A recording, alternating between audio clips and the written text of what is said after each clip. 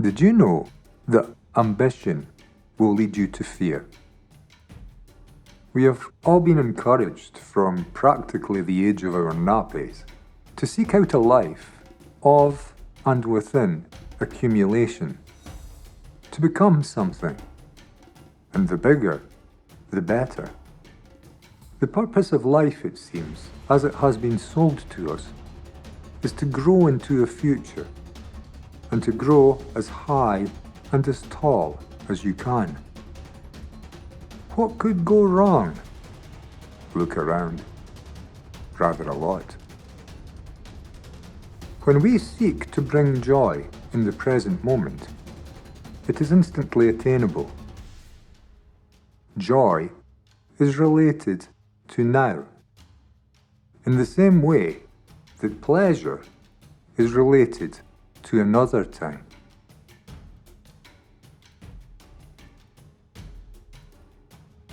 Pleasure comes to us from the past. It is a remembered, nice activity experienced previously and remembered and desired to be repeated. Pleasure is related to another time than present. Pleasure comes to us from what we previously experienced and have found to be of a quality we would seek to include repetitively in our lives. This experience may be chased into a future, which is a concept,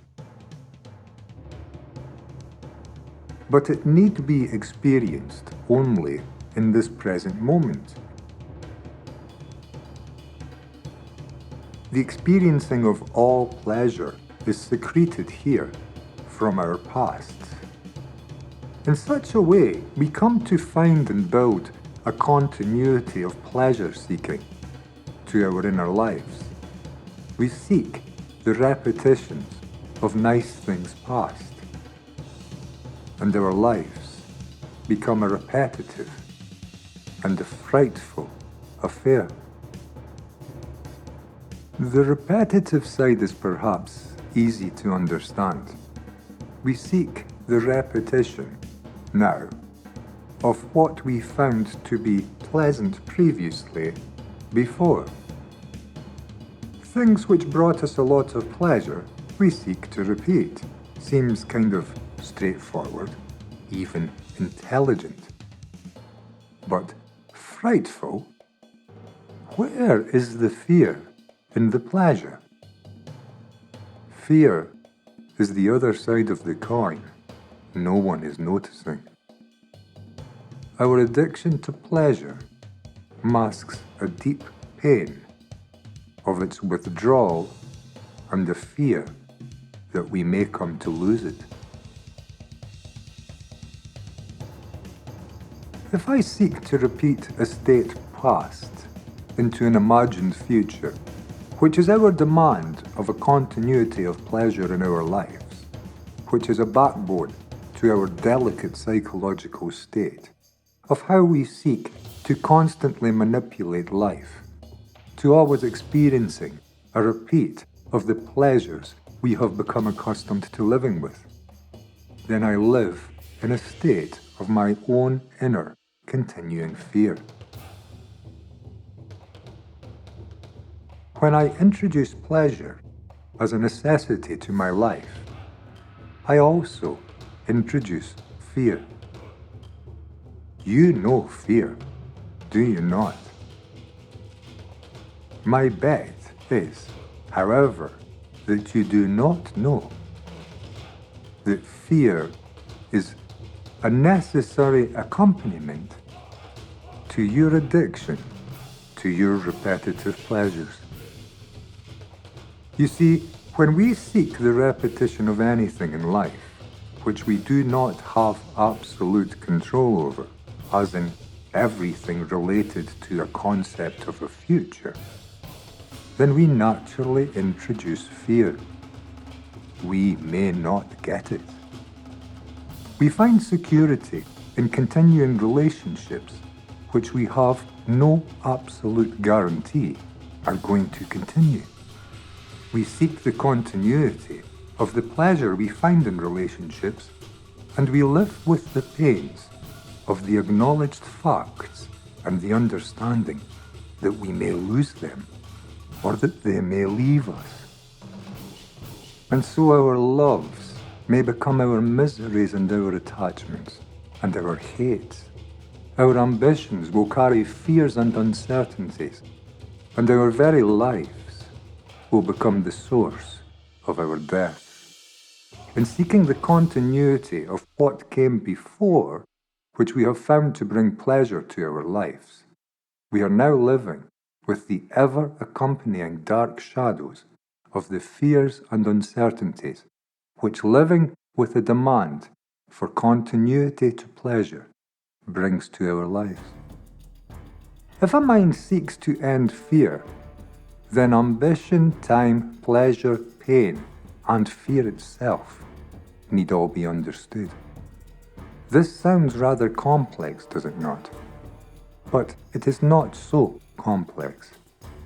These are all inner energies within you, which can be watched.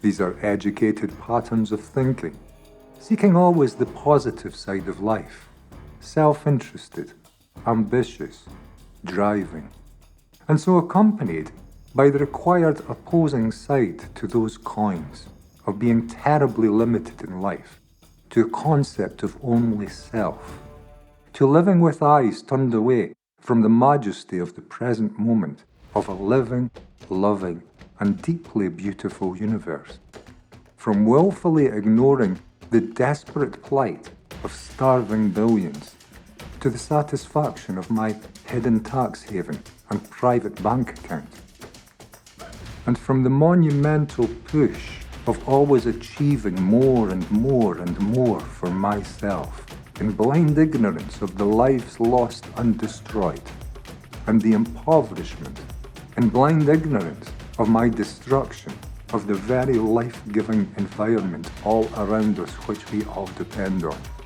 out of a necessity to meet my ambitious mountainous pursuits. We are destroying what is most precious to us in our never-ending pursuit for the continuity of a pleasure-seeking existence, which we have come to expect in life. This is more. It is less. We need live with now. Because so many are dying, so many are lost, so many have been forgotten. How can we possibly continue to state without hesitation that the only true course of life is to seek to be ambitious, when ambition is bringing fear and indifference to the hearts of those who most successfully employ it, and destroying the lives of those caught in the wake of ambitious giants who have trodden upon the lives of so many others, including our planet, which we cannot survive without. Tread carefully when you hear any rich man giving instruction into a future vision for the rest of humanity. Do not run into such dark alleyways, blind, confident in the assured words of another. For any vision of any future also carries the necessary pain and suffering inherent in the factual understanding that it may not turn out that way. And look around and think of the billions of broken promises from thousands of previous politicians going back hundreds of years, and understand one thing: the future is now.